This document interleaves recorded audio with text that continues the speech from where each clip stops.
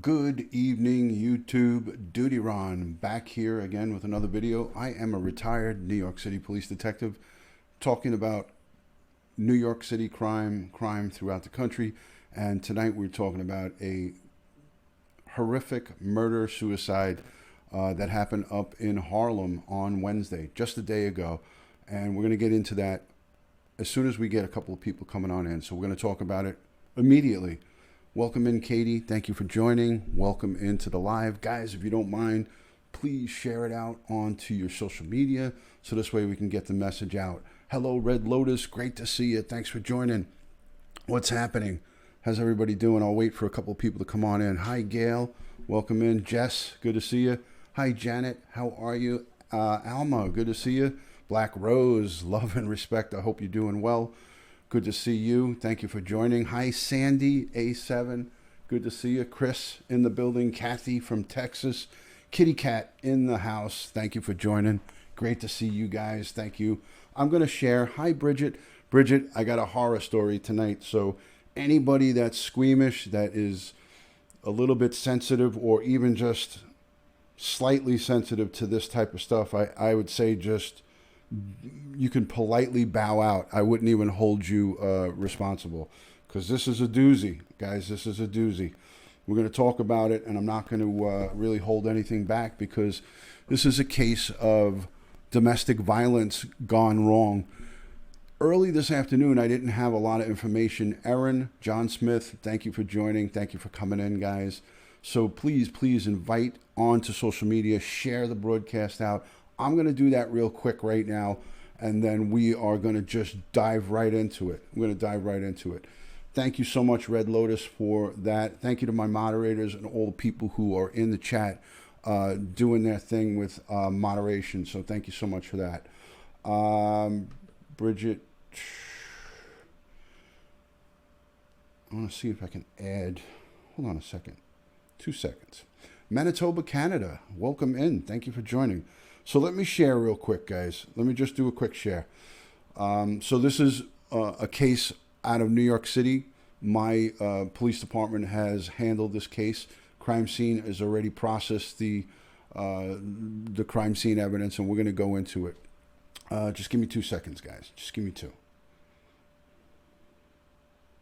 I wish there was a way I could do this beforehand, but unfortunately there isn't. There's no way I could do it. I got to just wait. Thank you.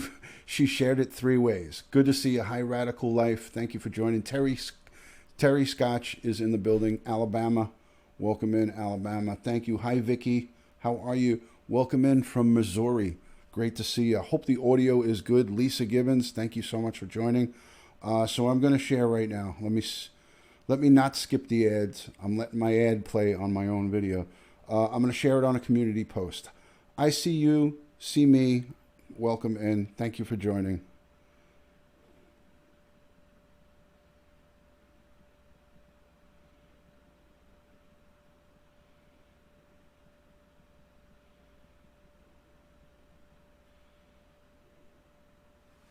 Okay, just shared. Hello, Paul Peck. Welcome in, Paul Peck Drywall. Everyone go subscribe. Check out Paul Peck Drywall's channel. He is fantastic. He'll give you everything that you need to know about fixing up your drywall. The guy's a pro. You can't go wrong with him. Josh, good to see you. Hello, Little Dove. Good to see you. John Williams, thank you so much for coming out. Appreciate you hanging out in here and trying to throw a little politics back in there. But it's not going to work out. That doesn't work out well here. Anyways, great to see everybody, my friends, and all the Dutyron family assembling here on the chat. So I did share. I know that Bridget just gave me a little tip. I'll have to go back and look at that tip. Upstate Dad, thank you so much for coming in. Thank you for coming on in. All right, so I'll give you a quick overview. All right, what we have here is a family, husband and wife. 42 years old. The wife's the victim here, and her young daughter, 5 years old. Husband and wife married, I believe, around 5 or 6 years. I think 7 years married. Thank you for sharing, guys. Mother is Jennifer Schlecht, 42 years old, devoted advocate for women and young girls throughout the world. She was a world humanitarian. This was a woman who is not well known, but did like God's work. I did a little research on this woman. She was an angel. She was married to, I call him a perpetrator because he perpetrated a heinous crime. Her husband is Jonathan Telda, Telda, 46 years old. He's African American. She's white, Caucasian. So it was a mixed marriage, no big deal. They were a very normal couple. They were talked about, as you'll hear in the news report, as being a model couple, a beautiful family. Something happened 5 years ago when the daughter was born. The husband changed and started acting like irrational. I don't know if he had some type of ADHD or some type of mental defect or whatever was going on with him. But according to what I read, he started exhibiting odd behaviors. And none of them were violent. It was just, he wasn't wearing a shirt in the winter. He would be outside without a jacket on. There was people saying that he was just at times acting rather odd. Some say that this, the husband kind of mimicked the eight-stage homicidal pattern. Now, I'm not 100% familiar with the eight-stage homicidal pattern behavior, but I know that some of it is some of it is when the partner, whether it's the male or female, is possessive of the partner, like not allowing her to go out without him, things of that nature. And this is a little bit, I don't know if it was schizophrenia, Bridget, but you'll hear in some of the reports that I play about how people talk about this guy. And I read in a few articles from his job that they categorized him as very odd, a very odd individual. Okay, so her 75-year-old father, who lives down south, spoke to her on Sunday night, and she told her father that she was going on Monday morning to get an order of protection and to file for divorce. So it seemed like there was a breaking point. Something happened in the recent past to the point where she was at the brink of having to do something. So she took it upon herself, or told her father, that she was going to go to court to get an order of protection and start the process of filing for divorce. The father never heard from her again, and on Wednesday, the father called the New York City Police Department and asked them to do a wellness check, because he kept calling his daughter and she was not answering her phone. So the NYPD was dispatched to her Harlem residence, and upon arrival at the residence, they found the door locked. They called emergency services. Emergency services came. They took the door down, and inside the apartment, the police officers that responded were found the two victims, Jennifer Schlecht, the mom, 42 years old. She was decapitated. He took a knife and cut her whole head off and put it in her lap, and went to the bedroom and slashed his 5-year-old daughter's throat and let her bleed out. And then he went into the bathroom and hung himself. So this is where the brutalness of this crime comes into play here. And that's why I said up front, as a disclaimer, this is a brutal, brutal crime. And I don't know if the devil was involved and this guy was possessed, or if he had a bout of temporary insanity, because, you'll hear neighbors. Thank you for that super chat sticker. Thank you so much for that super chat sticker. Thank you. So you'll hear the neighbors speak of how wonderful of a couple they are, but you never know what goes on behind closed doors. So this man decapitated his wife and cut his daughter's throat. 5 years old. You'll see in my cover photo for this broadcast, in my cover photo is a picture of the family. They are beautiful. And he just snuffed out her life and cut his wife's head off, severed it completely, and put it in her lap. And that's how the officers came to find this awful crime scene. So not only does my heart break for her entire family and all left, I'm thinking about the responding officers and how horrible that must have been for them to see that. So this is really, really a sad situation. So I'm going to cut off from here now and let you guys listen to some of the news reports. So as the news reports are going on, as the news reports go on here, I won't be talking on the mic.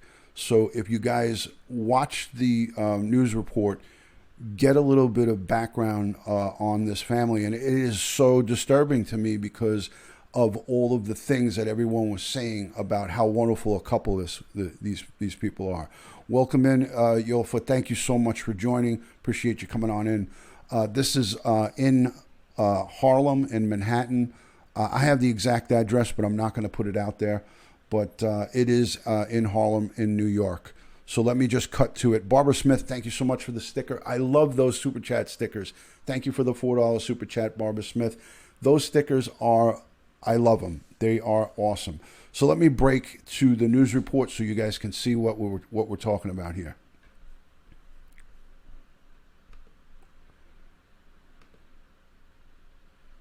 Whoops, I don't want you guys to see that.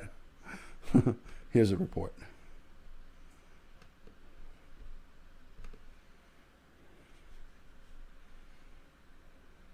Let me know how the volume is. I know that it's off right now. New York's Cindy Hsu has more. Neighbors in tears after hearing about the death of 42-year-old Jennifer Schlecht and her 5-year-old daughter, allegedly at the hands of Schlecht's husband, Jonathan Tedla, who died by suicide. The couple was going through a divorce, but neighbors say they hadn't noticed anything unusual. There were no signs of anything that just transpired, and it's just very unfortunate and sad. And a lot of people on the block are very upset right now because they knew them. Jennifer Schlecht spent her life helping others, especially women and children in crisis. She had worked with the Women's Refugee Commission, which says she was a phenomenal mother who loved her daughter with all she had. Our hearts are broken today, and our prayers are with Jen and her family.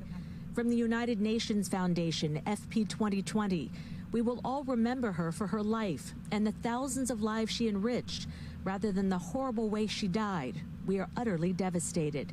Schlecht had filed a restraining order against her husband back in 2016 for acts of threatening behavior and harassment, and the couple was due in court yesterday, hours before their bodies were found. Nikita Sheth is a domestic violence survivor and the executive director of Womankind, a shelter for survivors. She was devastated by the story. All right, I'm going to put it back. I see that you guys were seeing the panel, so I got that.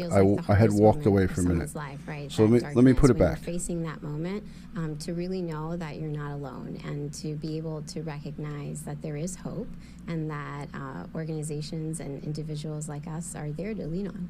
She says the key is to reach out for help. Cindy Hsu, CBSN, New York.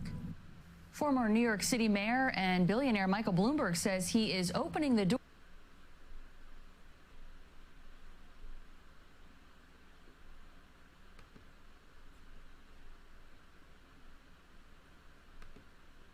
All right, hold on a second, guys. I kind of screwed that up, but I'm going to get it back for you guys. Thank you for the Super Chat. Let's see who that was. Liz Sip, thank you so much for coming in on that Super Chat. I appreciate that. $19.99. I always supportive. I appreciate it tremendously. Let me get this thing up for you guys so we get it right.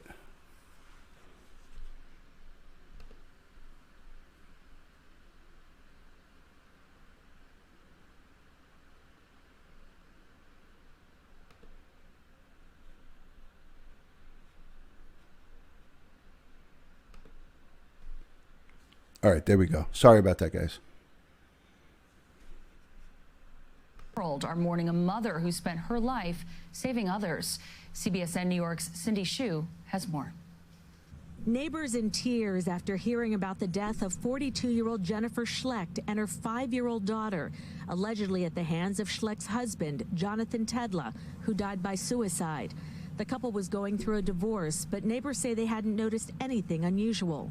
There were no signs of anything that just transpired, and it's just very unfortunate and sad. And a lot of people on the block are very upset right now because they knew them. Jennifer Schlecht spent her life So that's a picture of her helping right others, there. especially women and children in crisis. She had worked with the Women's Refugee Commission, which says she was a phenomenal mother who loved her daughter with all she had.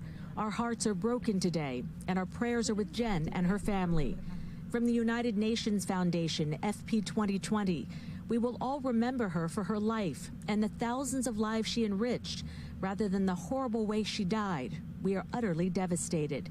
Schlecht had filed a restraining order against her husband back in 2016 for acts of threatening behavior and harassment, and the couple was due in court yesterday, hours before their bodies were found.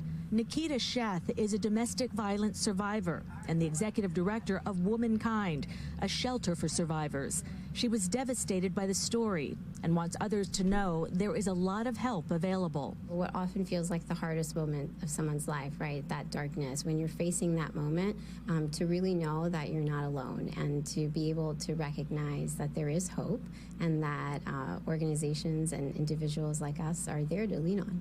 She says the key is to reach out for help. Cindy Hsu, CBSN, New York. Former New York City mayor and billionaire Michael Bloomberg says he is opening the door. But I'll keep you updated on that. It's all yours. Okay, here, I'm going to play one more for you guys.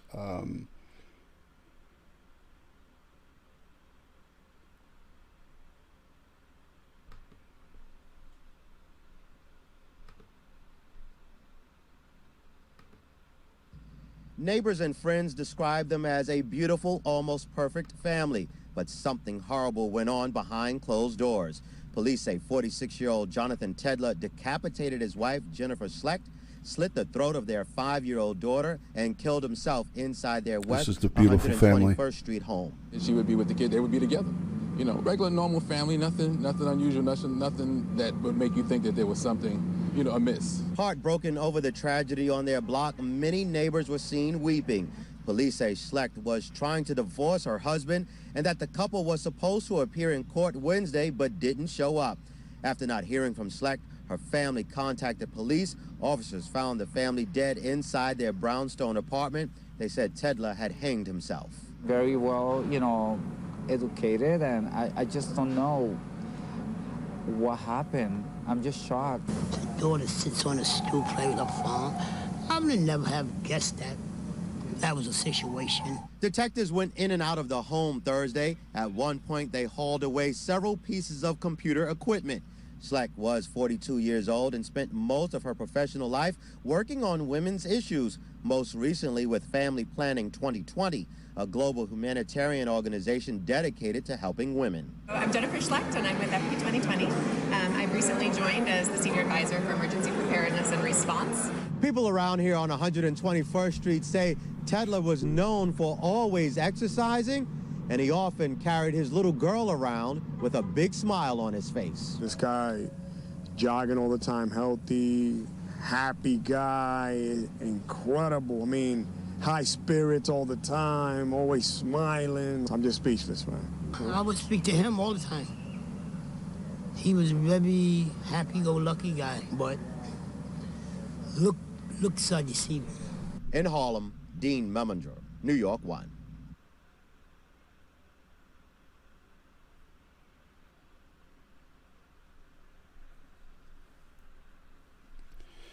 All right, guys. So that's the situation. I have one more. Article I want to show to you guys. This is Daily News. This is a local article. Hello, everyone that's joining. Killer Whale, thank you for coming in. Bridget, thanks for being here. Terry W, good evening. Thank you for coming in. Thank you to all the super chatters and the people who are in the channel modding. I appreciate all the moderators. I will review. I always go back and review. I just want to let you guys know as a disclaimer, I don't give any attention to any trolls. So if there's any troll comments, please don't reiterate it. Please don't repeat it. Just leave it be. And there's really not many of them here. When they're here, my mods will get a hold of it. And if they miss it, I will get it on the replay. So don't worry about it. Just let's continue on and cover this case. So what we have here is a husband who was probably well aware that his wife was going to leave him, and he decided to not only take her life, but take the life of his beautiful baby daughter, 5 years old. You saw the picture here. I'm going to scroll down so you guys could see the picture of the look at this beautiful family. I mean, this guy decapitated his wife, took her head off, put it in her lap. I mean, who does that, and who would do that in their sound frame of mind, and then cut his daughter's throat and let her bleed out in bed, and then proceeded to take the coward's way out and hang himself? So, I mean, this is just horrific on every level, you know. My heart breaks for the family. My heart breaks for, he left it in her lap. That's what NYPD, I put a phone call into a couple of friends of mine, and I got a little bit of backstory on the case. I wanted to know a little bit about the crime scene, but as you see from the news reports, our computer crime squad, the computer forensic detectives, TR Fun Guy, thank you for coming in. Computer forensics, NYPD computer crimes guys are always going to take, as you saw. Hello, Pete Byron. Good to see you, my friend. The computer crime squad has already seized the home computer, laptops, any type of iPads, any phones. So they are going to do a complete wipe and go through forensics on the computers so they can see if she tried to reach out for help, or if she was in danger, or if, you know, they're trying to pinpoint obviously a time of death, and they're trying to also pinpoint if there was anything that led up into this horrific, heinous act. So good to see you, brother Pete from down in Florida. The cops that did respond is definitely, this is part of the job that nobody really speaks about. You know, this is not part of the job that you're told you're going to get to see when you put your hand up and swear to be a cop. You know, you go out there and you just do the job. So I'm going to read a little bit of this, but this is the picture of the family. Here is the coward that perpetrated this heinous crime, and he also took his own life. And so that's a cowardly way out. We see that a lot in these domestic violence, murder-suicides, where, you know, a husband decides. I mean, the only case that I could think of it in the back of my head, the only recent really strong case that, you know, a father wiped out a family and didn't have the balls, or was a coward times 10 not to take his own life, was the Chris Watts case, you know, where he killed his daughter, both his daughters, his wife, his unborn child, and then couldn't follow through with finishing the job. Hey, Lou Rock, good to see you, my brother. Thanks for joining. Everybody go check out Lou Rock and his channel. He's a great guy, does paranormal investigations and good stuff. Joey Brooklyn is in the house. Thank you for joining, Joey Brooklyn. I appreciate you. Linda S. in the building. All right, so this is the article that was in the Daily News here. And it says, Harlem neighbors saw the perfect couple. The gleeful dad hoisting his little girl onto his shoulders, the costume mom and their 5-year-old daughter side by side on Halloween. Daily smiles and the small talk. Cops inside the family condo after a 911 call saw something unspeakably different. The wife, Jennifer Schlecht, lying dead on the bloody bathroom floor, her decapitated head in her lap, her daughter's lifeless body in a deep gash to her throat. She was left, the wife was left headless inside a gore-spattered bedroom. The killer, a deranged dad, Jonathan Telda, hanged himself from a rope tied to his child's door on Wednesday night after making good on his threats to end Schlecht's life before she could end their faltering marriage.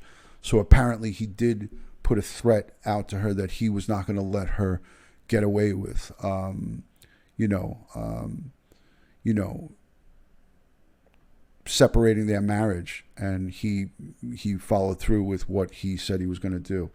I don't think he told her he was going to do this, but there's a undated photo of the two of them together. So again, thank you to all my mods and Paul Peck, Drywall, Red Lotus, Joey Brooklyn, all the great ones that are in here. Jonna, thanks for joining. This is a heinous crime. This is a horrific crime scene for our NYPD, for the police officers responding. They were just doing a wellness check. You know how many tens of thousands of calls I've gone on where a family member from outside of the local area, whether it's upstate New York or outside of the state of New York, hey, I'm down here in Florida. I can't get a hold of my mother. She's elderly. Can you go do a wellness check on her? We do these calls. They're so routine. But you imagine these officers that responded. Now, it wasn't just two cops there.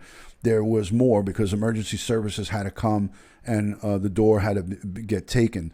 So when the door was taken and they entered into this location, there was, it was just a horror scene for these police officers. So my heart goes out to them, and I send them strength and a lot of support to my fellow brothers and sisters in blue. Hello, Mr. TRX, TR Nairiri X in the building. I know I'm botching that, and I still didn't get confirmation of how much I'm botching it, but it doesn't matter. Good to see you. Everyone go subscribe to my friend TR Nairiri X, or Nairi X. I'm just going to call him TRX. TRX sounds even cooler to me, but I'll get clarification on that shortly. So yeah, everyone go over and check out his channel, subscribe. Paul Peck, Drywall, and Joey Brooklyn, all great channels to go and check out. So yeah, this is not a great one. I mean, this is horrific. I am going to, Jenny Marsif, thank you so much for coming back. I am going to check, and I'm going to stay updated on this case. As new developments unfold, I will bring them to you. I'll bring them to you live. But this is a case that just broke today. He was not known for any drug use, Linda. Not as reported early. There's no known drug use. Of course, there will be autopsies done by the New York City Medical Examiner's Office. New York City Medical Examiner's Office is one of the premier medical examiner's offices in the United States. Daphne, thank you so much for that sticker. I love these new stickers. She's coming in with Canadian $3.99. Thank you so much for the super chat, Daphne. I greatly appreciate you guys. If you check out her Instagram page, you will guarantee you will gain 10 pounds, because she shows so much good food on her Instagram. It's unbelievable. So they were living together. They were together, Bridget. They were not. She did not move out, but she did say to her dad that she was thinking of moving out. She wanted to get an order of protection and get everything going. So thank you for that, Lou. I appreciate that. Lou Rock, what a great guy. Everyone go check him out as well. So yeah, it is, these things, we always find ourselves scratching our heads, right? Hey, Sophia, thank you for the thumbs up. Welcome in. Guys, if you're not subscribed to the channel, please hit the subscription button. Hit the thumbs up. It helps with the algorithm. Hit your notification bell. Make sure you subscribe and share it out onto your social media. I greatly, greatly appreciate that. Thank you so much, guys. So last time we talked to our daughter, this is her father speaking, was on Sunday. The slain woman's father, Kenneth Schlecht, told the New York Daily News. She was in tears. She said her husband had indicated that if she served him with divorce papers, he would ruin her or take them all out. So these were his words. The father said, the husband said, his daughter said to her dad, she said, her husband said, if she served him with divorce papers, he would ruin her or take them all out, which is apparently what he did. Unfreaking believable. Her father, 75 years old, has to now go through knowing that his daughter's head was decapitated. He severed her head and put it in her lap. I mean, I I don't get it. I just, you know, you can't really wrap your arms around this. You can't really understand this. Linda, thank you for joining from all the way up in Canada. Thank you for coming in. If I can ever figure out why with my credit card wasn't working, Super Chat, but it's all right. Don't worry about it. It's all good. It's all good. I think he did. I think this was a bit premeditated, Linda. He spoke about it, you know, but we're not going to have a criminal case here. This is so different. We don't have a perpetrator. We have, you know, this double murder / suicide. So, you know, this is just horrific. The devastated father, 75 years old, said the couple's marital strife began after the birth of their daughter in September 2014. So they've been having marital problems for quite some time, and they're still together. You know, so this is a common feed, and this is a common occurrence when it comes to domestic violence. For some, you know, I mean, I wish that we could change it, but, you know, a lot of women and even men alike will stick around for the benefit of their children. You know how we say, oh, well, you know, we're, you know, people that are in you know, a troubled marriage or whatever, they'll say, oh, well, we're going to just stick this out for our kids. And sometimes that causes more harm than good, you know, and I feel that this might have played a little bit here in this case. You know, she saw that there was some type of mental breakdown with her husband, and she wanted to just try to make it better, you know. Sherry and Rick Vlogs, thank you so much for those kind words. Love and respect right back to you. Thank you so much. Amanda, thanks for coming in.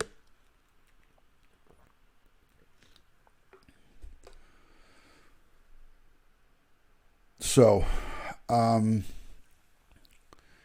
yeah, I mean, it's a difficult thing. So, the next statement here is basically his behavior towards her changed pretty dramatically when they had a child, said the North Carolina dad. I knew the dad was from down south. So her father from North Carolina said that his behavior towards her changed pretty dramatically when they had a child, said the North Carolina dad, as he drove north towards Manhattan, and the bodies of his daughter and his granddaughter, Telda, 46, who was originally from Ethiopia, had threatened his wife on several occasions when she mentioned divorce, the father said. Guy and Jackie, thanks for coming in for the Canadian 3. Thank you so much. I love those stickers. I dig the new Super Chat stickers, so thank you for that. So a wellness check saved Jana, so I'm a big fan of the police. There you go. Thank you for that. I appreciate it. Let me scroll back and see some of the chat. Yeah, there's no justice for the family. There's no justice in these cases. Are just heart-wrenching because it just rips your guts out. It just is Bridget, it's a horrific situation because nobody obviously is a winner here. And, you know, the elderly family, the father, if the mother's still, I don't think the mother's in the picture because you don't hear nothing about her. But this poor father at 75 has now have to live the rest of his life, knowing that his daughter and his granddaughter were brutally murdered by their own, you know, husband and father. So, just sickening. It's just sickening. Barbara, thank you so much for the Super Chat. Thank you for that Super Chat sticker. Hey, you. Barbara. Hey, you. Thank you, thank you. Hey, anybody who's given Super Chat in this broadcast, send me an email at dutyron@aol.com. If one of the mods or somebody could put dutyron@aol, my email. Everybody who's given Super Chat in this broadcast, I want to send you a personal thank you. Just send me at dutyron@aol.com your home address or an address of where I can send a thank you card to you. That's my way of saying thanks, something special that I like to do for my Super Chatters. And I will include a little bit of police paraphernalia in there, in the envelope, if I feel up to it. No, of course I'll do that. I will send you a handwritten note, dutyron@aol.com. Thank you, Linda, to all my Super Chatters. And it'll be a personalized Thank you. From me to you.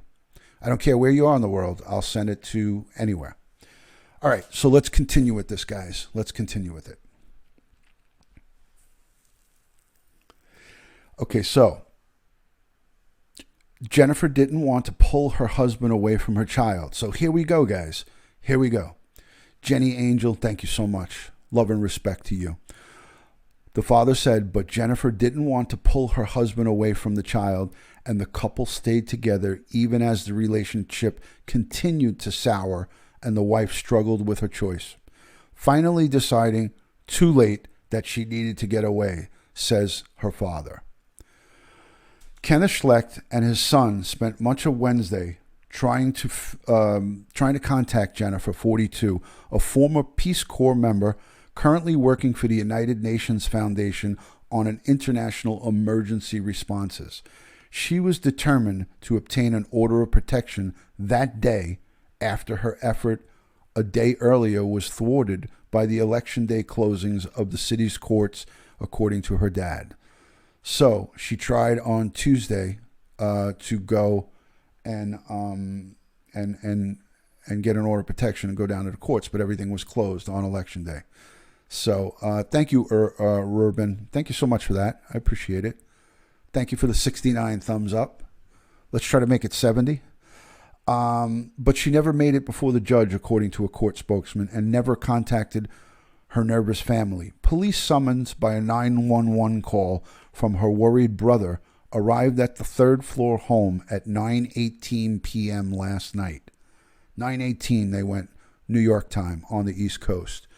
9:18, they arrived at the apartment to find 3 bodies and put together a gruesome sequence of events inside the unhappy home. A 4 to 5 inch serrated knife was found inside the apartment and was identified as the murder weapon. So he used a 4 to 5 inch serrated knife. Thank you for 77 thumbs up. Let's try to get it up to 100 if we could do that. That would be fantastic. So a serrated knife was used 4 to 5 inches to sever her head. The killer left behind no confession or explanation for the murderous spree. A friend of Telda expressed, this is the perpetrator, shock at the violent demise of the family. So, this is, yeah. All right, so here's crime scene detectives, probably the computer crime squad guys. These are right here, computer crime squad guys. Usually, when they bag up computers, they go in a plastic bag and they take them to One Police Plaza. He didn't have to do that, says his pal Raheem Anderson. If he really felt like that, take your own life and go away. I don't agree with that statement. I don't I would never, ever say to someone, take your own life. I know this person is saying this out of anger, but I would never, ever say to anybody, take your own life. So I don't agree with that statement. Let me just look back at the chat real quick. Giovanna DeStefano, thank you for coming in. Show Me More Graves, thank you for being here. Honey Badger, good to see you. Red Lotus, thanks for sticking it out. I appreciate you being in here. Red Lotus is a good friend of a lot of people. Everyone should check out her channel. Once in a blue moon, I can coax Red Lotus into going live. So stick around for updates there. Hello, Linda Cormier from Canada. Good to see you. Upstate Dad, thank you for being here. Katrina, love you. She is adorable. Amanda, thank you for coming in with the eyes and the ears. All right, let me finish reading this because I know you guys want to see my ugly face. Remy D, good to see you. Thank you for coming in. Okay, so these are computer crime guys. They're taking out the evidence. I'm not looking at the chat. NYPD detectives leave the location Thursday, November 7th, after investigating the murder of Jennifer Schlecht, 42, and her daughter, 5 years old. The pair were found dead. Okay. So those are the computers and electronic devices going for forensics. Message agreed, Carolyn. Message agreed. Stunned neighbors described the couple as outwardly happy, and neither husband nor wife showed any signs of stress, marital or otherwise, during their 8 years inside the upscale 4-story brownstone on 121st Street. I'm still asking God, said Timothy Harris, 37, who often saw the family patriarch jogging. When you saw them, they were happy. They were a happy couple, a funny dude, always smiling, always had his daughter up on his shoulders. They were a beautiful couple. I still don't understand what happened. This is a neighbor statement. This is just bizarro. You see and hear about this stuff and you say to yourself, how in God's name does somebody snap? Look at Chris Watts. Look at this case that I covered up in Canada that was Chris Watts-esque. The guy Foreman, Jacob Foreman. He murdered his wife and 2 daughters just the way Chris Watts did. You know, he killed them all. Claire, thank you so much for the super chat. Appreciate the $4.99. Much love and respect to you. I'd love to see you get a picture on your profile so I can really check you out. But thank you so much for that. Thank you. I appreciate that. So, Linda, thank you for always being in here. Much love to you. I'm gonna put the camera back on me in a few minutes. So, Caitlin, good to see you. Matt Sully in the building. Okay, so it says the warning signs went unseen. In 2016, Schlecht was granted a temporary restraining order against her husband because he was threatening and harassing her. This is 2016. There were some red flags, Honey Badger, and this is what we're going to talk about right now. Apparently, since 2014, when their child was born, the marriage started going downhill. He started acting oddly after 2014 when their daughter was born. So there were some signs, but they were minute. He was never put his hands on her. He never was violent. So she got a temporary restraining order because he was threatening verbally and harassing her. Although the cops were never summoned to her home. So she went straight to the court without making a police report and just petitioned the district attorney for an order of protection. And they granted her a temporary and probably told her you have to come back and show cause in court. And then she never showed up in court. So the temporary is just given out in just to be, just to protect the complainant for a short period of time. But you always have to come into court and prove your case. So she was issued a temporary order of protection in 2016, restraining order of protection, same thing, for her harassing and threatening her. And then the cops were never summoned to her home, and it was dropped. The family court case against her husband that same year was ultimately dismissed when she stopped pursuing it. Spokesman for the New York City court said on Thursday. So she never pursued it. A family court case. Then the doomed couple met at. Okay, so this is. She was studying at Columbia University. Ivy League school. The doomed couple met at Columbia University about a decade ago when she was studying for her master's degree in social work and public health. And Telda was working there as an IT freelancer. So her husband was an IT freelancer. Hello, Meg Lowe. She's in the building. Meg Lowe had eye surgery, everybody. So she is not going to be able to look at the chat. You shouldn't even be typing hello. You're not supposed to text. So you just sit there and listen to me, Meg. If you type another word in the chat, I'm going to unmod you and block you. So Meg just had surgery yesterday, emergency surgery on her eyes. She had a detached retina. She's not supposed to be texting or doing anything. So I'm calling her out right now. Nobody answer her. Nobody talk to her. She just had surgery. If she texts again, I'm going to unmod her and I'm going to block her. Just listen. There you go, Nicole. And I'm saying that because I love you. So now we won't hear another word from her, but she is here. You guys can all wish her love and speedy recovery, but she cannot talk. All right, back to business. Anybody sees her while I have my head down, let me know, and I'm gonna give her a whammy. Okay, so they met at Columbia University. He was an IT Guy and Jackie. Thank you so much for the thanks. Ooh, that's a cute sticker there. It's a heart, purple heart with the thanks through it. Guy and Jackie, thank you for the super chat. Thank you. So they met at Columbia University. He operated a pair of businesses from an East 129th Street apartment, a data tech company known as Quervtech, and IT business Dismas system. So this guy was smart. He was an IT guy, so he knew what he was doing. Speaking of IT guys, is Joshua still here? Is Joshua H still in the building? I hope he is. Everybody go follow him and subscribe to Joshua H. He designed my whole website. That's Dutyron.com. Kerry Lynn, I would never block her. She knows that. We're very good friends. Joshua H designed my website, Dutyron.com. He did my banner here for this page and all of the verbiage on it. So special thanks to Joshua H, whether he's here or not. I love that guy like a brother. He is awesome. So here's a neighbor leaving flowers. These are multi-million dollar brownstones in Harlem. This is a very wealthy, affluent area. So a woman leaves flowers here at the location for the deceased and her daughter. Yeah, he designed everything for me. Yeah, him and I spent countless hours on the phone.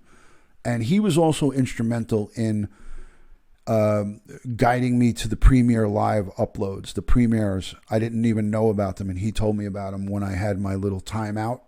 So he helped me out tremendously with that. Guys, please invite onto social, share it out onto your... Let me share it on Facebook. Let me do a share on Facebook. Let me put it back up onto the picture here. What a beautiful woman. What a shame.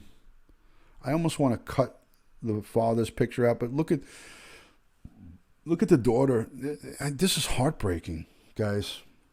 I mean, how can anybody bring themselves to wipe their entire family out in such a brutal fashion? You know, that's what makes it crazy, you know, for me.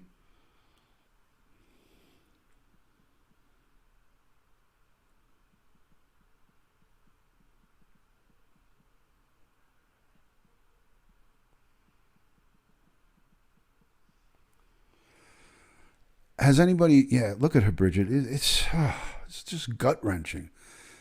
Has anybody shared this into the Dutyron crime chat and YouTube video share group? If not, I'll do it. But if you have, let me know so I don't have to do it.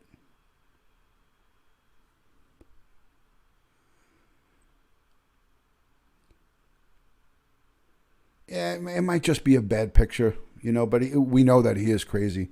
Katie, you shared it onto the groups? You're the best. I know you shared it onto yours.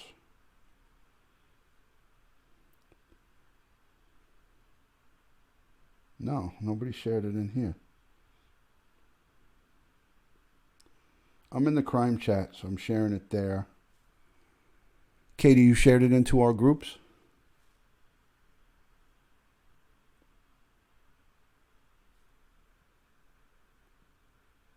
Oh, thanks, Katrina. Thank you, honey. Appreciate that. You are the best.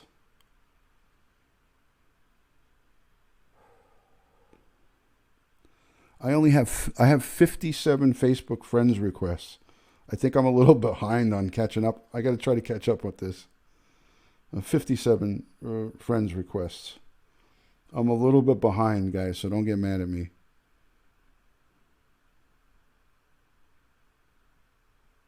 I'm a little behind on my... accept our requests, Ron, says Nicole. Nicole, I'm doing the best I can, man. I got to hire an assistant. Does anybody want a job? Anybody looking to make a couple of bucks?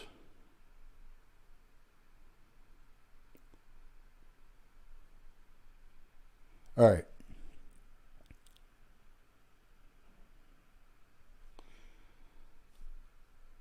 Should I put slow chat on? Should I enable slow chat?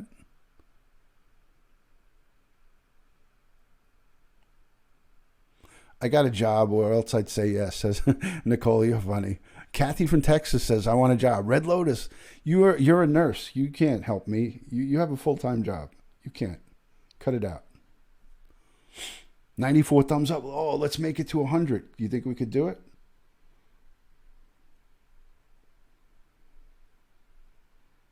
You think we can make it to 100? Lee Showron says, I'll take the job. Send me an email. Slow chat. Gail wants slow chat. Hey, listen, if Gail wants slow chat, that's what she gets.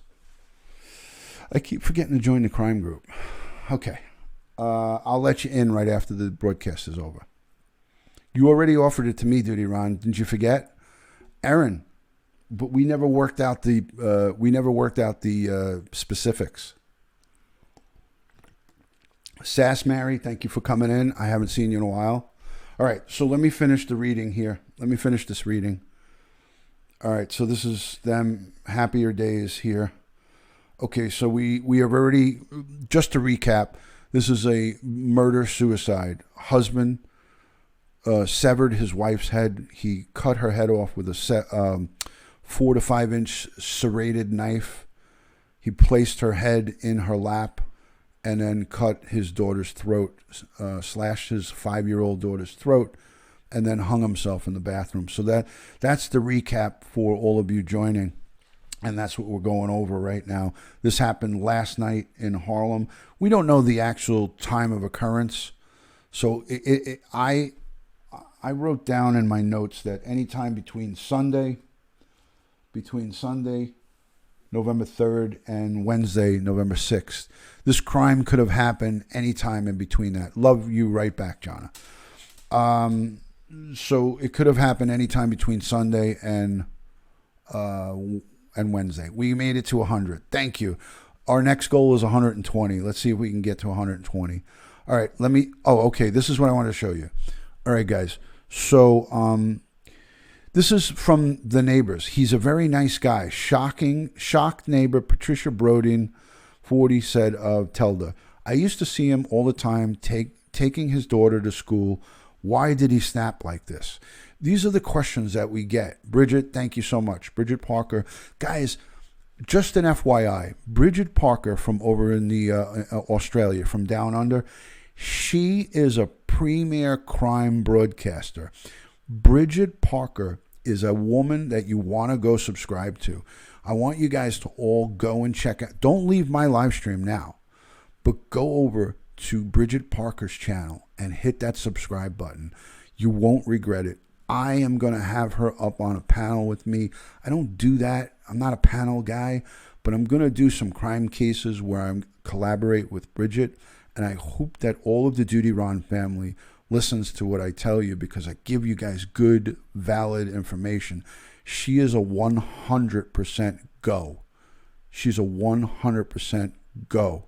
So you got to go check out Bridget Parker, my good friend over in Australia. Put another prawn on the Barbie, and I'll be right over. So that's all I got to say about that. Yeah, don't leave my live now, but bookmark her page. Click on her name and bookmark her, and go back and subscribe to Bridget Parker. There's Black Rose sending me photos while I'm live, popping up on my screen. Thank you, Black Rose, for sending me a picture. Let me see what she's got to show me. Oh. Thank you, Kathy. Very good. All right. No worries. Is Black Rose in the broadcast? Does she even know that I'm live? She's texting me on Facebook. Anyways, all right. Oh my goodness. So here's a picture of her doing her work over in a foreign country. I'm not sure where this is from. Okay, Jennifer Schlecht kneeling in her white shirt. This is her right here in the middle. This is Jennifer right here. Hold on. Okay, Okay, there you are, Black Rose. All right, so this is Jennifer right here. She's kneeling. She had worked across in Africa. This is a picture of her in Africa in a humanitarian aid for issues affecting women. So she is an advocate for women. I agree, Sunkissed Adrift. I agree. A coward to the 10th degree. I never wish, someone to take their own life, but in this case here, I I don't know. I'm torn. I'm torn. Do we want this guy living and breathing after doing such a heinous... Look at Chris Watts. Look at the Chris Watts case. We're all flipped out and freaked out over that because this guy is still living and breathing. And his girlfriend is walking around a free bird, and everyone is twisted about it. So if this guy was still alive, we'd all be freaked out over this too. Like, this guy's getting 3 square meals a day and, living and breathing and getting a workout and getting health care when he just snuffed out his wife. He cut his freaking wife's head off, I agree, Barbara. I'm going to unhide that. I'm going to show that. That guy is scum. I agree, Barbara. So we're in a catch-22. It's like a quandrum. What's the better of the two choices? I don't want the guy alive, but I don't wish someone to take their own life. I agree 100%, Trev. So here's a photo of this beautiful woman, Jennifer Schlecht, 42 years old, right here in the middle with the white shirt, with all these women from Africa, going over there and doing God's work. She was a good human being. You're welcome, Elizabeth. It's my pleasure. She was a good human being. Carolyn, I agree 100%. But this guy could have been a narcissistic psychopath as well, but he just followed through and took his own life, saving us and the whole world a whole lot of anguish. You got Chris Watts getting 3 square meals a day, going to the law library, writing notes and papers and talking about what he did and giving false statements and twisting things to get noticed and have attention. He's getting attention. For me, I'd rather see that guy put down. I love Erin. Erin Leahy's adorable. She's the best. Yeah, Chris Watts, what a psycho. Exactly. All right. I hate to even mention his name, but... So anyways, I come in, I say hi. Where's my hi back? Oh, well, la-di-da, little poo. Little poot. All right, la-di-da. Yeah, so I'm a little preoccupied here. I'm trying to get this information out. So if I missed anybody, again, I apologize. I agree, Danny. I agree, Danny boy. Horrific. All right, so that's a picture of her doing her work. I'm going to show you on my next link. They were an adorable family, absolutely adorable. I never saw them fight ever. Another neighbor concurred. It's just unbelievable. They were an adorable family, adorable. I never saw them fight. She has a LinkedIn page, describes her as a public health professional with 15 years of work experience in international relief and development. Her father said Schlecht worked in Namibia with the Peace Corps. I know I just butchered that country's name. She worked for the Peace Corps for more than a year before focusing on the areas of maternity and child health around the globe for most of her career. So maturity and child wealth. We're not going to talk any more about Chris Watts. So please, let's refocus on this case.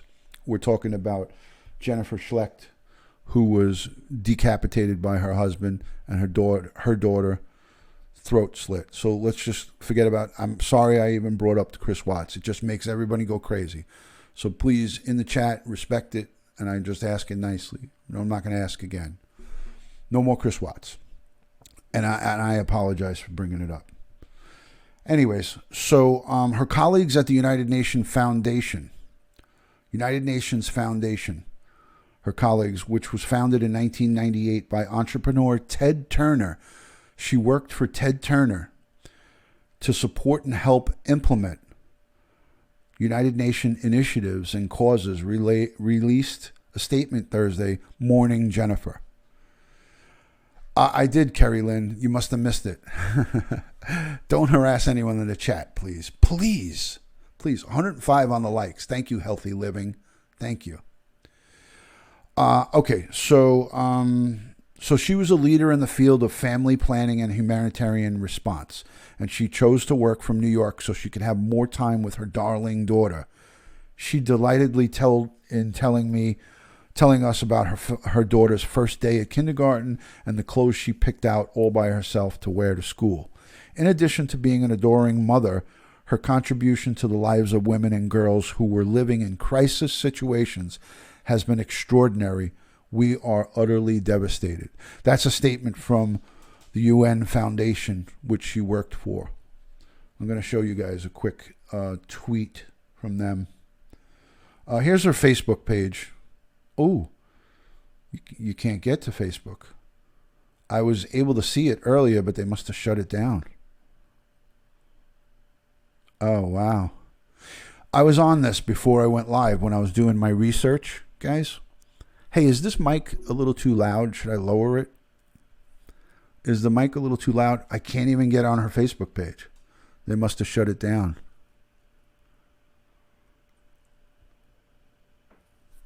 Welcome in, Mississippi Gulf Coast. Is Joey Brooklyn here? Yeah, they must have hidden it.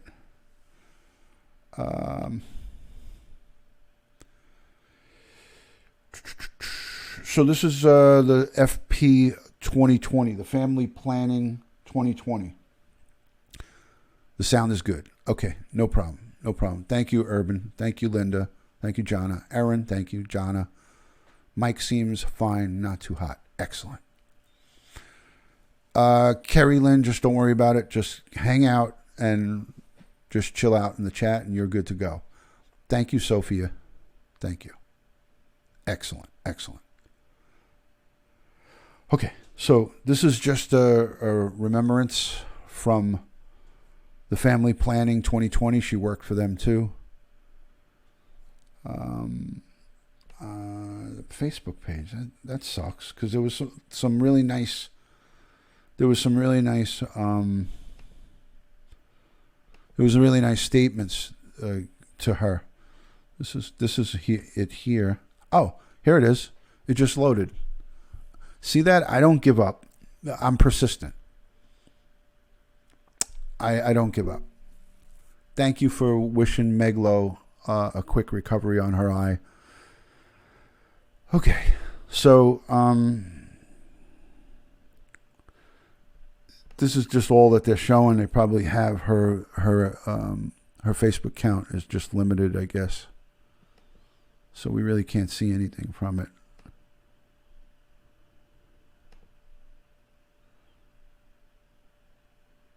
Okay, so this is what I was looking at before. These are just all people making statements about her. I wish I could make this bigger, but I can't.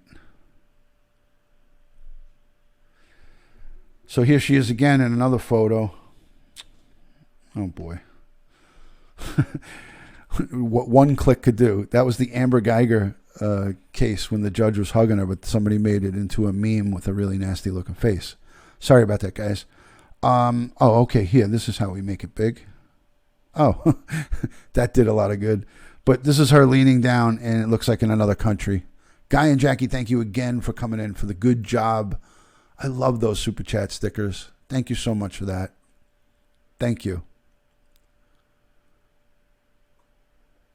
Yeah, that's what I figured, Trev. That's what I figured. All right. Well, I tried. I just want to see if there's anything significant in Jesus. Jeez Louise.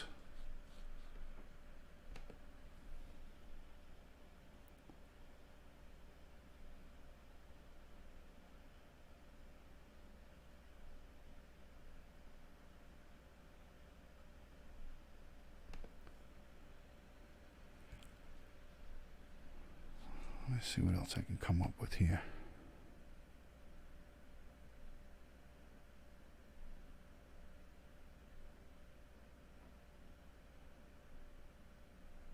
That's about it. All right, I think we covered enough of this. I never enabled slow mode. I don't think we need to do it now. I don't think we need slow mode now. Let me get this off. Hi, guys. So, again, if you guys are new in on the chat, I know that a lot of people were saying, oh, I'm new here, I'm new to the chat. If you're new to my broadcast, my name is Dutyron. I'm a retired New York City police detective. I did 20 plus years in the New York City Police Department. So this is a case that happened in my police department. So it's a case that is being handled by my department, and it's all around a very, very sad, difficult, gruesome case, So it's nobody here comes out a winner. Her family, her surviving family is left to deal with this horrific crime scene, and having your daughter decapitated by her own husband. It's just horrifying. And my message and my takeaway, guys, from this, I haven't covered an ounce of that case, but I'm watching other people talk about it, so I may look into it, Sass. I may look into that case and talk about it. My takeaway from this, guys, Arben, thank you so much for that. You're awesome, sir. Thank you for, thank you for all the men and women in blue, signed Vietnam veteran. Thank you for your service. Thank you for serving your country in Vietnam. That is not an easy thing to do. Yes, all my super chats, you don't have to if you don't want to, but send me an email at dutyron@aol.com. I'd like to send you a personal thank you. I don't care where you live in the world. I'll send it anywhere. So my takeaway from cases like this, is domestic violence is a serious situation. If you are a victim of domestic violence in any form, whether it's verbal, physical, mental, any type of form of domestic violence, it will just escalate. And this 8-stage homicidal pattern, I'm going to study it. I'm going to study it and learn it, and I'm going to talk to you guys about it. I'm going to learn the 8 stages of homicidal patterns, and I'm going to talk to you guys about it. I'll do a live dedicated just to that. There is also a site that you guys can go to on Twitter. There's a site that you guys can go to on Twitter. It's called the Violence Against Women Campaign. It's the Violence Against Women Journal. It's VAW Journal. Let me pull that up so you guys can see it. I'm going to pull it up right now. Stand by. It's on Twitter. It's on Twitter, guys. So I'm going to go to my Twitter, and I'm going to find it for you guys.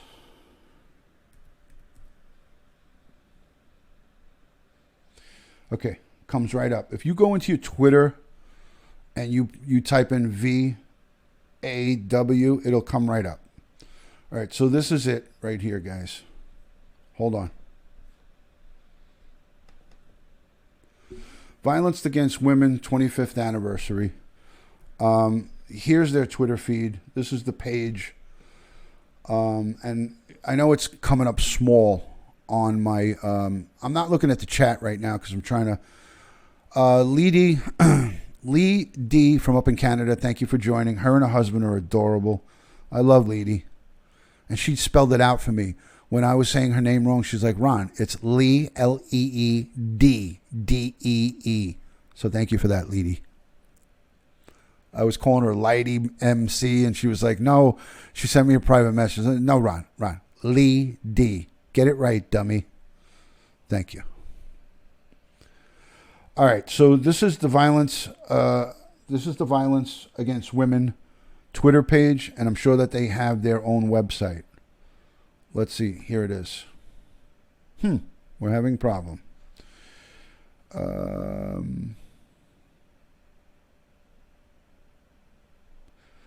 So I implore all of you girls to go over to this Twitter page, Violence Against Women. Oh, here's the website. I'm on the website. Awesome. So there's a bunch of stuff here. Let me just search for the 8 stages of homicidal. Hold on.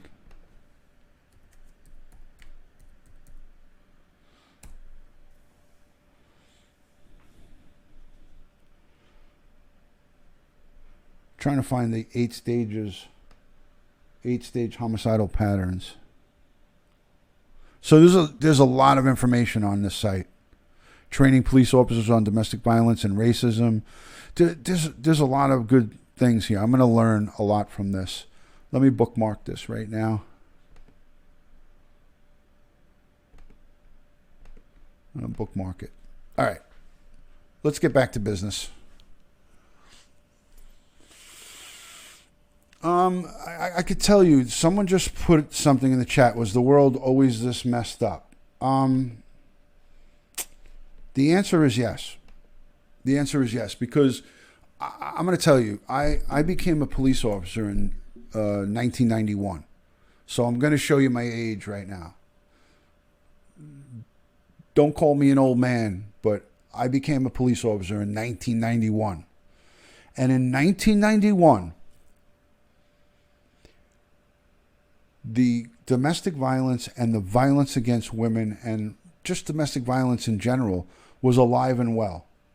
And it was out there. There were people, couples killing each other.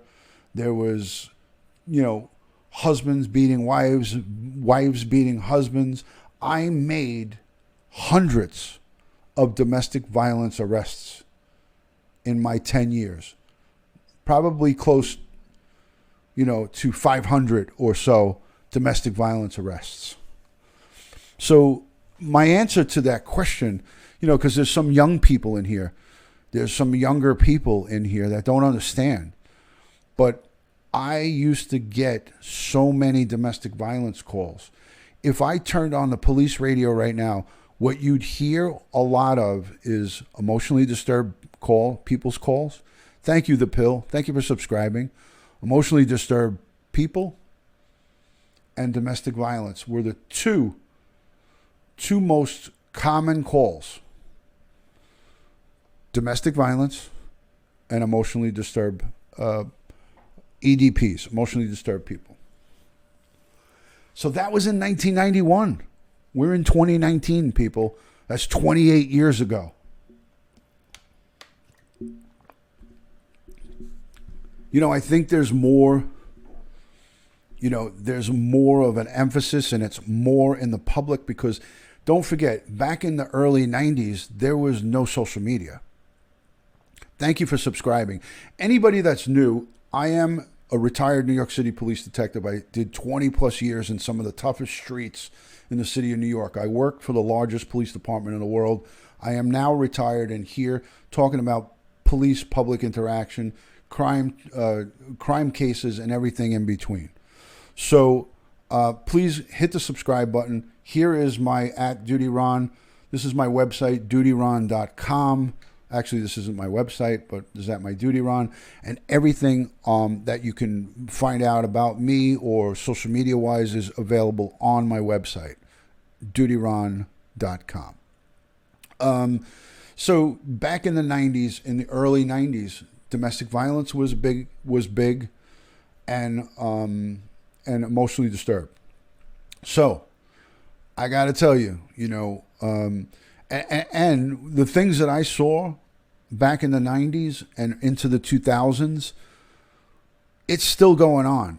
In other words, a woman gets smacked or punched in the face by her significant other, whether it's a husband, boyfriend, whatever.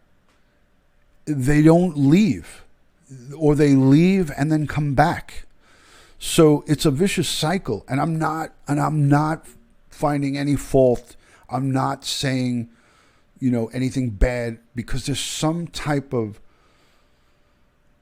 something that keeps these people coming back to each other. You know, it's even, I've even been on the reverse script. I've had women stab their boyfriends or husbands or babies' fathers or whatever, stab the boyfriend, the significant other, and the guy doesn't go. He doesn't leave. We come back to check on him the next day, and the guy's out of the hospital and in the house. Why? If your wife or your girlfriend or your baby's mother or whatever stabs you, why are you going back there? I don't understand it. I never will. I'll never understand it. You know? And I'd have the women tell me, officer, I'm out of here. You'll never see me back here again. 3 days later or whatever, day or two later, we get the phone. We get the call. Same. I would remember the addresses. There you go, lady. I would remember the address. And I would say, oh, we're going back to so-and-so's house again. Do you think she's still there? Do you think he's still there? And sure enough, they were. There you go. There's the link for the 8 stages you want to discuss. So, there's a good link, Jonna, just put up. So, you know, it could be part mental. It could be part emotional. You see, I think everybody here, and I could raise my hand for this, when my first relationship that I had, now this was with my wife, I'm married 28 years. My very first relationship that was serious, when we broke up, I had like this stalking thing. Like I was going and parking outside of her house. I was watching my ex-girlfriend and what she was doing. We were broken up, but there was something triggered in my head that made me like a fucking psycho. Where I didn't hurt her. I didn't do anything bad, but I went and I was following her. I wanted to see what she was doing. That was really sick behavior. But I was 17, 18 years old. But, I mean, hey, Shay, good to see you. Thanks for joining. There could be a, chemical imbalance. But, you know what I mean? I have had an experience of, not thinking clearly. Like I wasn't clear thinking. I was like a fucking stalker. I went and sat outside her house and she would see me and she'd be like, what, next time I saw, because back then we didn't have cell phones and all that stuff. And she would be like, next time she'd see me, she'd be like, well, why are you following me? I saw you park down the street from my house. So, I mean, I was 17, 18 years old, but, like my head wasn't right. I wasn't thinking straight because we broke up. She didn't want nothing to do with me, and I still was kind of stalking her a little bit, It wasn't anything where I was showing up at her front door or anything. But, like I know friends of mine who would, when we were younger and everybody had girlfriends and whatever, and they would take it a little far. They'd show up at someone's work, and there's different levels of this, Sherry Smith says, I was severely injured in a domestic violence incident in 1979. I was so embarrassed when I went to the hospital. There was a lot of shame involved. Thought an act of God. Through an act of God, I got out. Thank God that you got out. Thank God. Please like, subscribe, and pound. You don't have to pound. You could just tap it. Tap the notification bell. So I didn't want to let it go. I was still in love with her. I was still in love with her. Urban, thank you so much for the super chat sticker. Thank you for that $2.99, Urban. Thank you. Appreciate that. So I'm just trying to give you an example of the different levels of obsessing, if you will. I think that was like me kind of obsessing. Barbara Smith says, I had an arm broken in 3 places. Oh, my God. Cinnamon Hot, good to see you. So, guys, I'm live over an hour and 20 minutes. I think I've overstayed my welcome. But, I wanted to give you guys a comparison of different levels here. You know, as a professional police officer,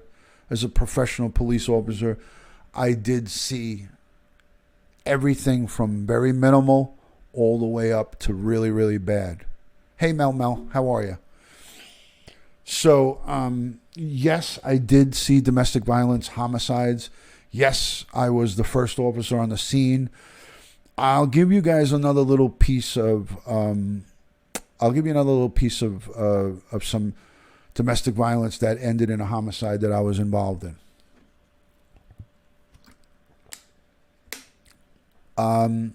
Probably 1994, around 1994.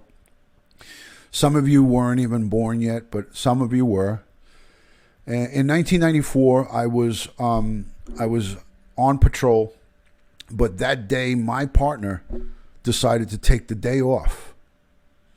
So my partner took the day off, and what happened was the sergeant who was doing the roll call, thank you, Barbara, the sergeant who was doing roll call happened to be very good friends with me and knew I was a good cop and liked me. His driver, who routinely drives him, every sergeant has his own driver. My partner took the day off, and the sergeant's driver took the day off. Michael B., thank you for the super chat. His name was Benny Petrovsky. The sergeant's name was Ben Petrovsky. He decided to take Dutyron as his driver for the day because he knew I was a qualified guy, and the sergeants only pick, the better guys. So 1994, we go out on a day tour patrol, and the sergeant really just supervises the calls. In other words, the cops go out to the calls, and the sergeants just show up when there's a verified arrest, or if there was a homicide, or if there was an assault. Good to see you, Zelda. Thank you for joining. Guy and Jackie, I appreciate you still here. I'll make this short. This is a short story. I'll make it short, but it is a gruesome one. So it's a routine day. We're going about our business. We're answering, minimal calls because we're listening to the radio. We're listening to the police officers going from job to job. We got, a shots fired call. We went and backed up a unit on a shots fired call. A couple of aided cases and just routine stuff. And then a call came in for a possible burglary in progress. So a possible burglary in progress, we went and backed up the unit that was assigned the job. And it was a possible burglary in progress. So we got there first. We made it there before the assigned unit got there, and we made our way up. It was on the 3rd or 4th floor. So we went up to the 3rd or 4th floor, and we noticed the door. It was a housing project, so it was all, apartments, rows. You come out of the elevator, there's a row to the right and a row to the left of apartments. And we get to the apartment door, and the door is slightly ajar, but there's a TV or some type of device that's playing full blast, loud, like music or whatever. And we thought it was odd, so we drew our weapons. We had revolvers back then. There was no 9mm. So we drew our revolvers. We had them out to our side, and I went in first, and a sergeant was behind me, and it was like a living room and then a corridor that led down to 2 bedrooms. It was only a 2-bedroom apartment. At first there was a kitchen, then the bathroom, and then bedroom number 1. I looked in there, nothing. We're announcing ourselves. Police, police, police, anybody here?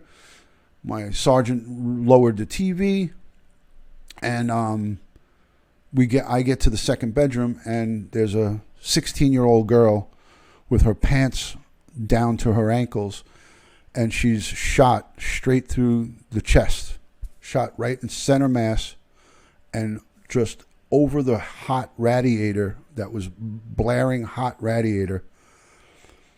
And now we have a crime scene. She was dead. She was shot, looked like once to the chest. And so me and the sergeant just backed out of the apartment, and we called for an ambulance. We called for the detectives. We called for crime scene. But it was a very, very, for me, I mean, I already was on the job 3 years. It was shocking to see that. Like, shocking to where I can't even describe what I felt. I see this young black girl with her pants down to her ankles. Her shirt was like pulled up to her breasts, weren't exposed, but her shirt was lifted up to her chest. And her pants were down to her ankles. And the blood was splattered all over the radiator. And it was gory, bloody scene. So we're out, and now we're securing a crime scene. There's nobody in the apartment. We're outside, and I'm looking down at the ground, and I see blood on the ground. In the hallway. Hey, Linda. Hello from Canada. Good to see you. So I see blood. I see blood on the ground. I was like, what the fuck is this? And the blood went right to an apartment that was just 3 apartments down. And we banged on that door, the apartment door. Nobody answered. Nobody answered the door. We waited for the detectives to come. We secured the crime scene. And I didn't make the arrest, but the perpetrator was in that apartment. They wound up getting a court order. They took the door. When he shot her, the bullet ricocheted back out. It hit the wall and ricocheted somehow back out at him, and he was bleeding. So that was his blood, the perpetrator. 2 16-year-olds cut out from school. He wanted to have sex with her, and she didn't want to have sex with him. He shot her, and then to shame her, he pulled her pants down and pulled her shirt up. He never even had sex with her. A 16-year-old kid killing a 16-year-old girl because she wouldn't have sex with him.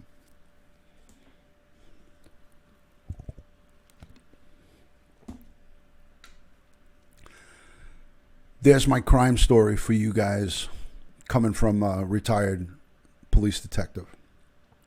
That one shook me. That was scary to the point of I can't even describe how I felt. I had 3 years, so I was technically still a rookie. You don't become a veteran cop until you hit 5 years in the New York City Police Department. So I didn't quite have my 5 years in yet. So, coming up on that, you as a regular civilian would say you hope to go through your whole life never seeing something like that.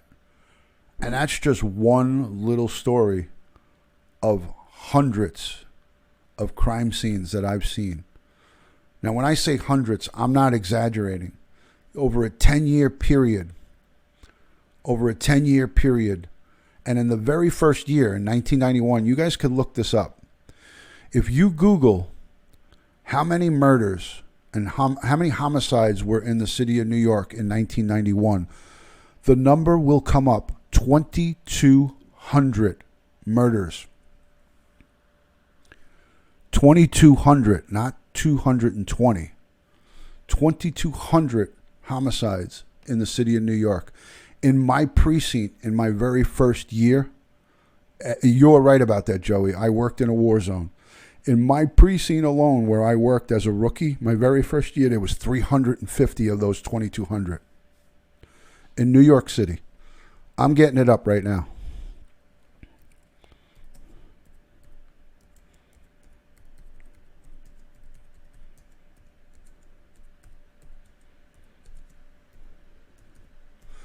Thank you, Urban, for the $3.99 super chat. I appreciate that. Thank you. There's the Cup of Joe. There's the Cup of Joe. Thank you for the super chat. I love those stickers.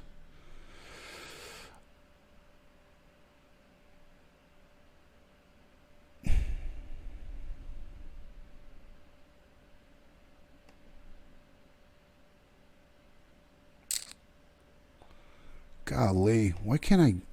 You know, how many murders? How many? Oh, okay, I didn't spell it right. How many murders were in New York City in 1991?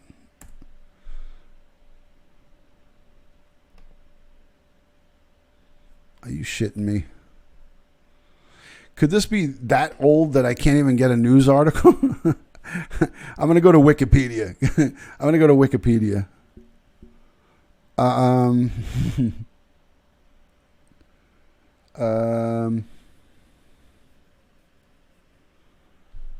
Oh, for fuck's sake. Can't find it. Trust me, guys. There was 2,200 murders in 1991. 2,200.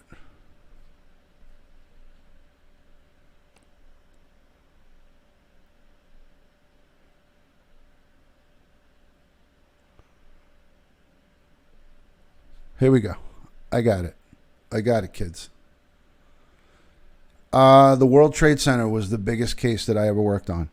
So here's the headlines from the New York Post. The Post takes you to New York's deadliest neighborhoods with a murder every 63 hours.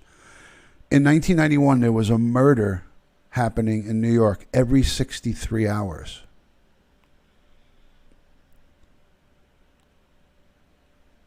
Can you imagine?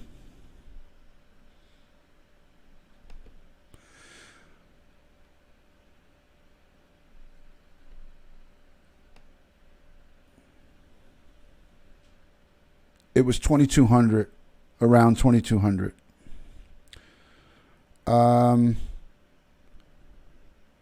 Okay, I'm going to highlight this. In 1990, we had 2,200 and 4,500 murders. There's the red highlighted. 2,240 in 1990. 2,571. I'm getting to it. This is an article about that era. So you kind of get what I'm trying to tell you guys. It was wicked. It was wicked. So here's the cover sheet on the clipboard hanging in the station house of Brooklyn's blood-soaked 75th precinct. It says, "You give us 22 minutes, we'll give you a homicide." Imagine that.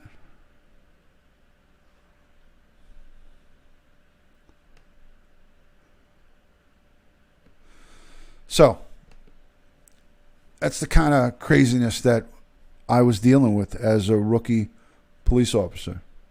And that's one of the prime reasons when I hear people talk about crime cases on YouTube and they have no clue of what real crime cases are about. It doesn't get me mad. It just makes me laugh a little bit, because when people talk about crime scenes and murders and investigations and why didn't the police do this and why isn't this one arrested, I know what it takes to make a lawful arrest and what you need to do. Urban, thank you so much for the super chats and hanging out. Good night. Get some good rest. So I'm well aware of what it takes to bring a bad guy to justice. And it just doesn't happen because you get angry at him. You know, it happens by good police work, good detective work. And if you don't have all the arrestable evidence that's needed, you cannot make an arrest because it won't stick.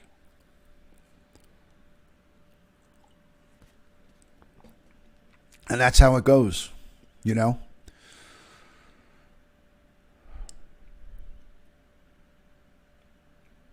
It is, you know, it's easy to read Google articles off the internet about cases. Any one of you can do that. Any one of you out there can go and read about what the news reports. I used to come home. We would handle a case, right? I would be on a case. And we would have a whole set of evidence and perpetrators and possible suspects. And then I would turn on the news and sit with my wife. And the news would tell the exact opposite of what was going on. Like, they would make their own story up just to sell, just to get ratings and views. So you can feed as much bullshit that you want to people and sensationalize things, and you will get views and you will get ratings for the news. But they weren't reporting. They weren't reporting the right things. They were reporting the things that they wanted to get out that would make it sensationalized. I see the same thing happening with some of the people on YouTube, you know, at Dutyron. Something said for saying, don't judge until you've walked a mile in my shoes. Correct. So I don't like to toot, Leedy. I don't like to toot my own horn, but I'm trying to lay down the groundwork for the new people and for my old friends.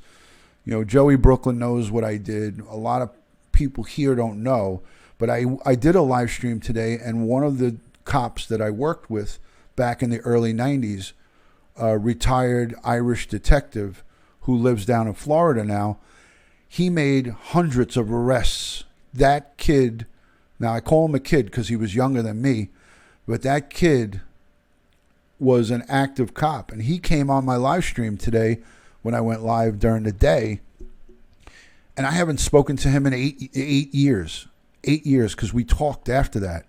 But him and I reminisced about how we used to dodge bullets in Brownsville and East New York, Brooklyn, and how we used to find bodies dumped in garbage-filled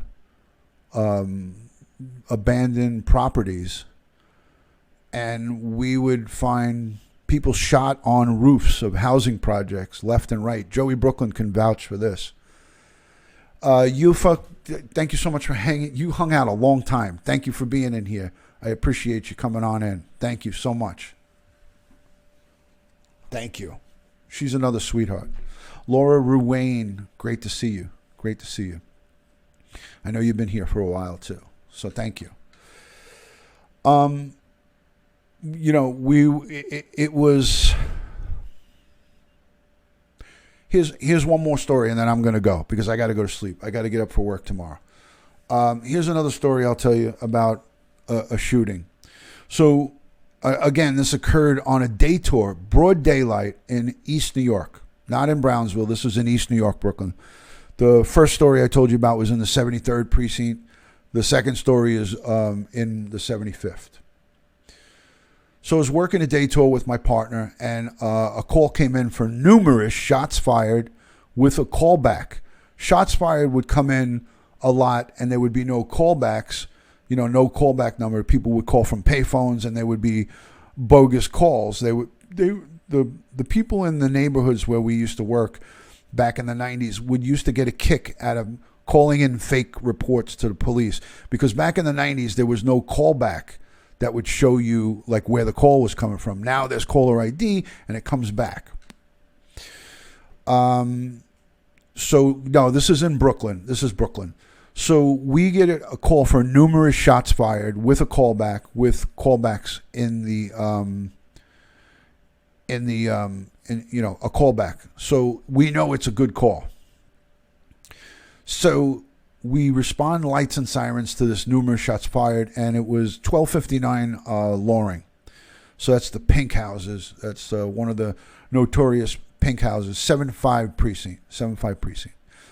There is no 76 precinct. So, she's Bree. How are you? So we get to the location and we see numerous people outside the location, and there was two people on the ground. It was raining that day. It was raining. So it was two people on the ground, and this was some kind of gang turf war, confirmed shots fired. We get the cavalry coming. There's multiple units coming, multiple police cruisers coming to the location. We got there first. Again, we got there first. So I was the first officer on scene. We had 2 people shot, 1 person DOA, dead on arrival, dead at the scene, and the second one, EMS came and took out. So I was left to secure the crime scene, and I'll never forget this because the medical examiner came onto the scene, and it was a female medical examiner. And, there was shots fired all over. There was shell casings all over the place. We secured the crime scene. We were really good at securing crime scenes because we have so many cops there. We taped everything off and all of this stuff. This was in the 90s. This was probably like 96, 97, 95, 96, 97-ish. So the female medical examiner didn't want to do... it was maybe 19-year-old male Hispanic that was shot multiple times throughout the body, not in the head. It was just in the body. I think he was shot like 6 or 7 times, dead at the scene. But they removed him from the sidewalk in front of the building and put him in an ambulance. And I had to go in the ambulance, in the ambulance with the medical examiner, and she was a young woman, and she looked at me and she goes, "Officer," she goes, "you have to," she goes, "you have to go through his pockets before I do the exam." So I was like, "What?"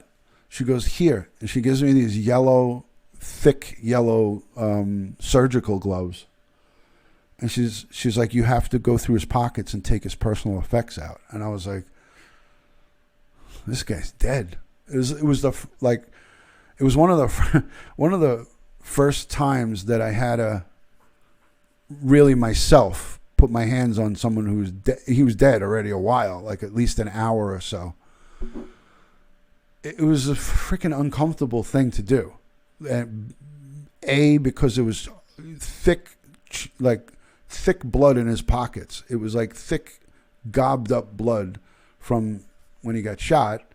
And I was pulling out like change and, all shit that he had in his pockets. And the smell of the blood and just the whole thing. I got like tunnel vision. I'm not ashamed to say I got tunnel vision. But it wasn't to the point, Kathy, that I felt like I was going to faint. But it was really a fucked up situation to be in. And I questioned myself for a second. I was like, why am I doing this? This is a crazy job.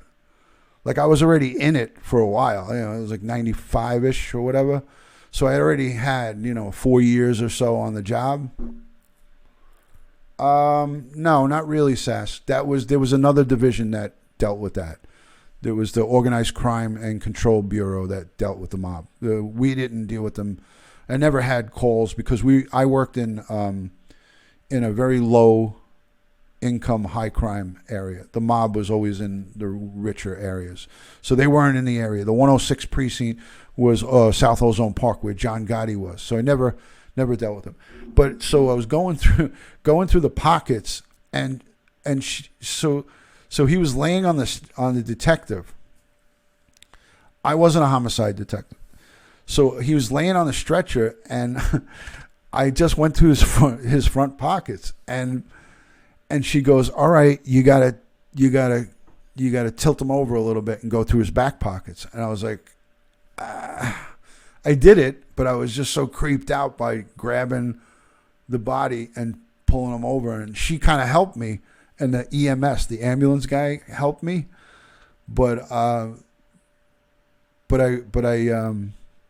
it just freaked me out to move him and touch him. And then I rode in the ambulance with this guy to the morgue, to the Kings County morgue. So I not only had to go through all that, but then I had to, strip off the blood-soaked gloves, throw them in the container. And then I drove with him to the morgue, and my partner followed us. And then I had to come back the next morning after the autopsy was done and identify him. It's fucked up, but What are you going to do? Part of the job. So there it is. You got two. Tonight you got two for the price of one. Two Dutyron stories of policing in the NYPD back in the 90s.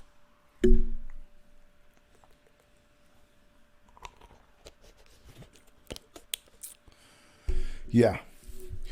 You know, listen, like I said, when there was those 2,200 homicides, it slowly tapered off to get lower as it went, as the years went forward. It started getting lower and lower.